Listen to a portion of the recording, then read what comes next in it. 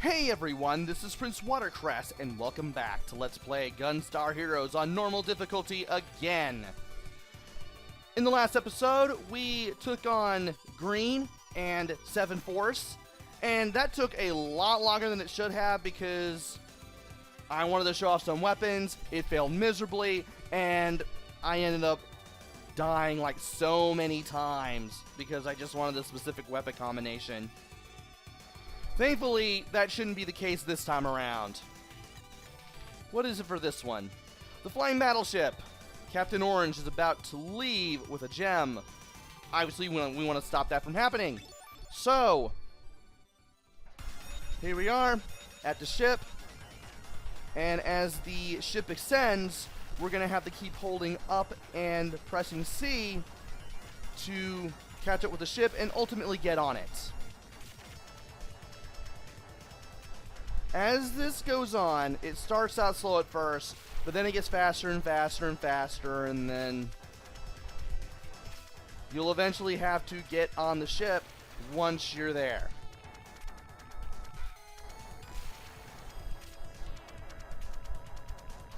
And of course, you gotta be careful as you do this, because you're gonna be dealing with soldiers on the way up, and if you don't know what you're doing, it can be a pain in the butt. There's Orange right there, inside the ship, waiting for us as the ship starts to ascend faster and faster and faster. We are now nearing the top of the ship.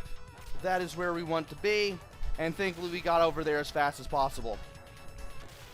Yeah, once you see that gray and yellow platform, you want to get on it immediately, because it will eventually get too fast, and you're going to have a hard time getting on it. Now we got all these jetpack guys going after us. We want to be very careful as we take them on because they can shoot at us. And you also have all these bombs that are dropping down from the sky as well. We've now reached the sky itself. Shouldn't be long before we take down the last of these guys and eventually start going into the air here. There are a lot of guys. There we go. Now I want to duck down.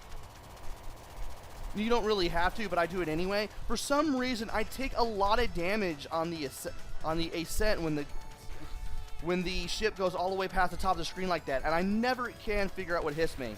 Also, we have to fight this guy on the jetpack, but if you keep firing at him, he's not much of a pain to deal with. Come on. And we also have these machine guns that we can shoot down for power-ups as well.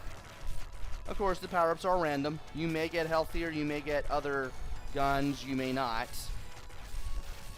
And now you got these guys coming after us all the while. And now we have swapping reg. This is a walking machine gun with walking machine guns on it. The legs have machine guns, but so does the body as well. You can get under it. Of course, when that happens, you want to make sure that you don't get shot or anything. And I want to make sure that I stop shooting there for a second, so that way I don't get shot or anything. Yeah, when the machine gun's feet start moving around like this, you definitely don't want to be around. You don't want to be near the arms when that, or the legs when that happens, because you are going to get hit.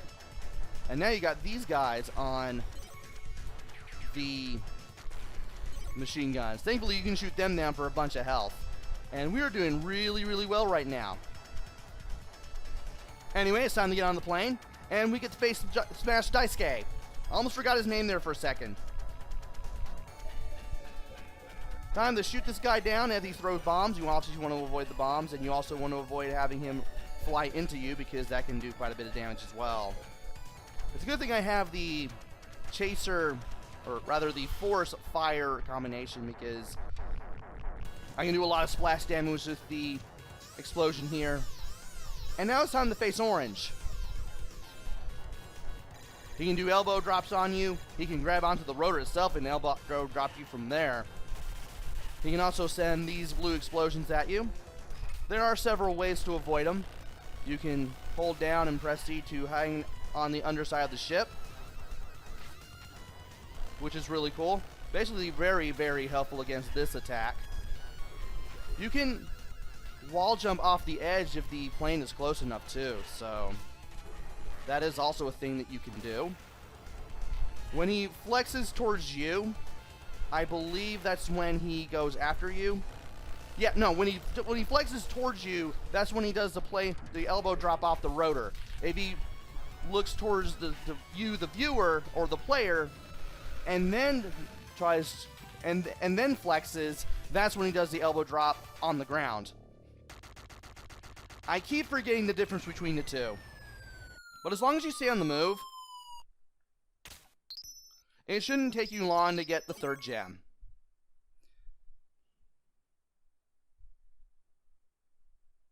By the way, he can get you if you stay on the underside of the plane for too long too, so if you're using the underside of the plane to avoid an attack, you better get back up after that attack is over, or else you're gonna get hit.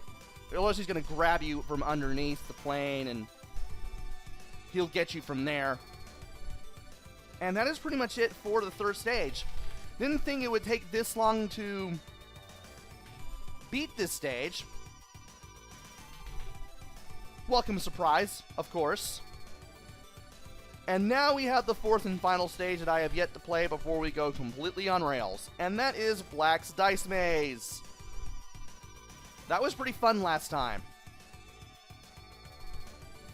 I wonder what we'll do the 2nd time around in the Dice Maze. Well, that will have to wait until the next video. So join me next time where we take on Black's Dice Maze on the normal difficulty for the 2nd time. Until then, this is PrinceWatercress. Take care, stay safe, and thanks for watching!